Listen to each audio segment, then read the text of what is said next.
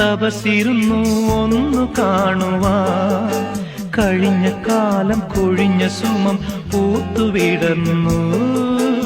ഒരു യുഗം ഞാൻ തപസിരുന്നു ഒന്നു കാണുവാൻ.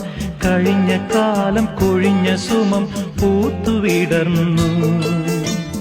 മൂകമാമെൻ മനസ്സിൽ ഗാനമായി നീയുണർന്നു. മൂകമാമെൻ മനസ്സിൽ ഗാനമായി നീയുണർന്നു. ഹൃദയമൃദുല തന്ത്രിയേന്തി ദേവാമൃതം.